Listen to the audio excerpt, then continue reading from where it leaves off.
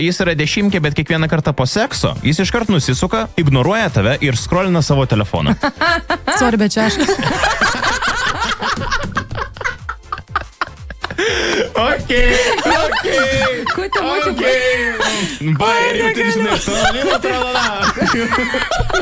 Žiauriai geras, patiko man šitas. kuitė, muitė, baigėsi. Jo, aš iš tikrųjų šitą klausimą kažkada galvojau apie šitą klausimą ir galvojau, o tai kur čia problema?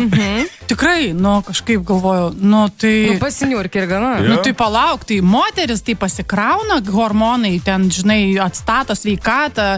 Čia šiaip rimtas bairis. Aš esu skaičius apie tai, kad kai kurios operos dainininkės netgi vežiodavosi į konkursų savo meilužius. Aha, tam, kad jų balsas skambėtų puikiai, kad visą tonusą pakelti, žodžiu, ir... Šitą esu girdėjus. Aš kaip tik atvirkščiai esu girdėjęs apie visokiausius, profesionalius kovotojus, kad jie stengiasi prieš, varžybas labai didžiulės nesimylėti. Todėl, kad vyrams yra atvirkščiai.